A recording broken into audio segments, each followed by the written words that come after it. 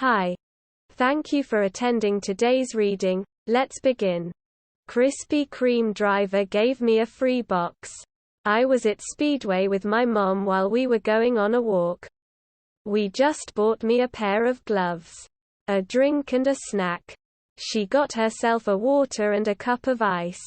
She filled the cup of ice with water while I opened my gloves up. I threw the trash from the glove away and put my gloves on. Then a nearby KK truck driver said, "Hey, little man," and put his hand in a motion to motion me over there. My first thought was, oh cool. I guess I can help with his truckload. But as I walked closer, he grabbed a box of glazed donuts and handed them to me. I was confused yet gladful.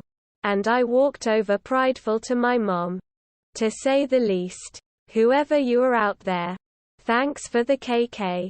I would share it with my friends at school if I didn't have a migraine. End of story. Next story. The girl I met in the train. Part 17. Hi friends, hand waving. This the 17th part of the story. So if you haven't read the first parts, please do, so that the story would make sense. You can easily find the previous parts on my profile. Just click on my profile, J0HNWIKK, above the title. I hope you will read them hugging face. I was not able to see her much. Her class was in a different building. One Saturday I woke up and I had this sudden urge to see her. It had been so long since we talked to each other in person, but I just wanted to see her. I missed seeing her smile. I posted an Instagram story adding only her to my close friends list, so she could only see it. I asked her in that story at which time she is going to church that Sunday. She said at 8:30 her parents would be with her and we can't talk. At 10:30 on the other hand we could talk as she would be alone. This was her immediate response.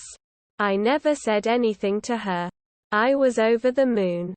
It was clear she was more interested in having a conversation with me. I told her I just wanted to see her. She repeated the same thing about how we would be able to talk if she was not with her parents.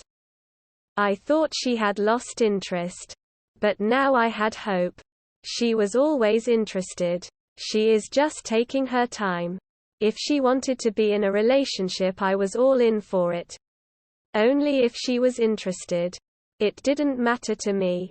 I was never desperate to be in a relationship with her as we were young. I only wanted to be in a relationship with her when we were mature and we had a job. I didn't care how slow the process was.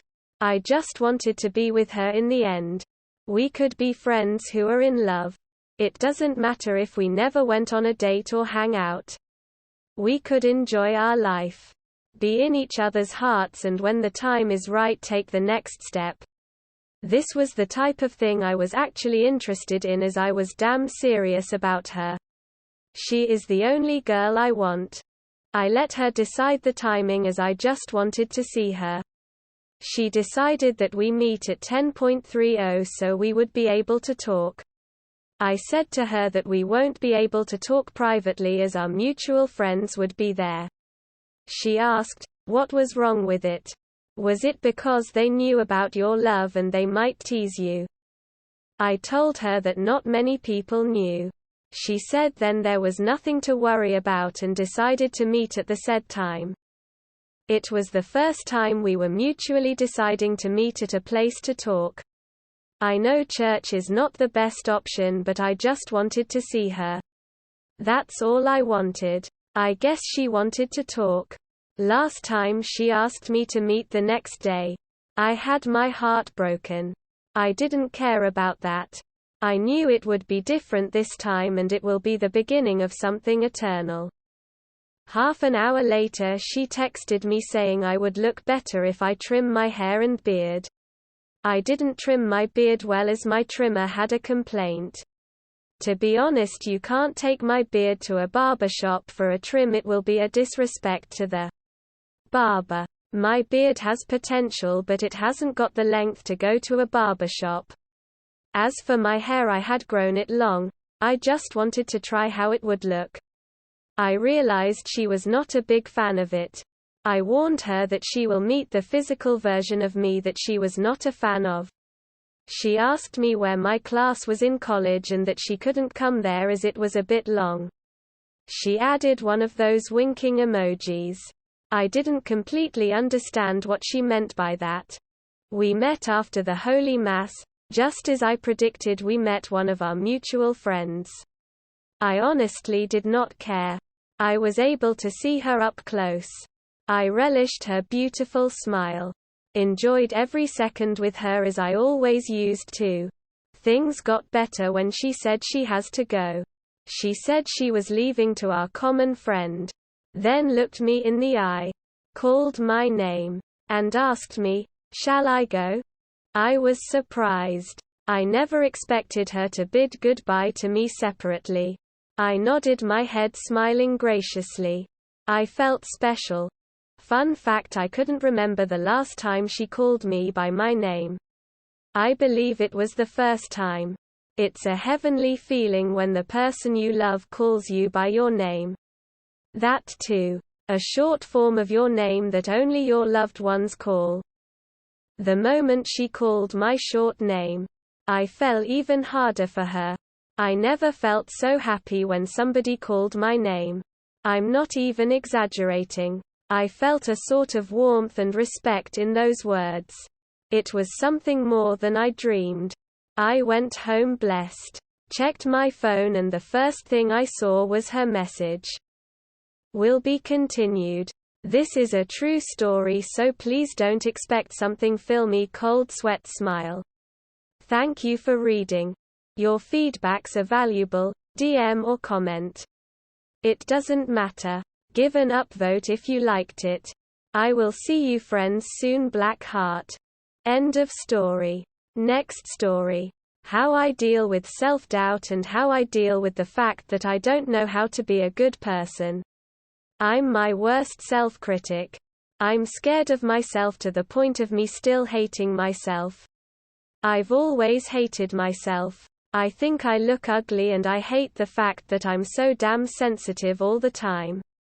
And it's really true that I'm scared of myself. Afraid of not pleasing people. That's what I grew up on.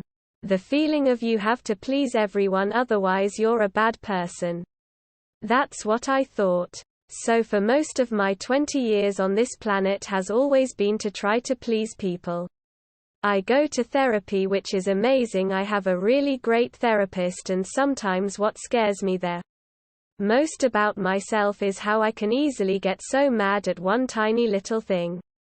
Due to my sensitivity issues. I'm way too sensitive. And another thing, I'm always scared about myself. The way I act. The way I say certain things. How I present myself to the world. And mostly I'm always scared of saying or doing the wrong thing. I don't go around telling people I'm so much better than you. You're worth nothing. I don't go around telling people I have this, and that, and what do you have? Nothing. I don't do that shit to people. I care about people. I love my friends and family, and I'd do anything for them to be happy. So yeah, that's my story. End of story. That is all for today. If you want to support my automated channel, feel free to drop a like and subscribe. See you tomorrow.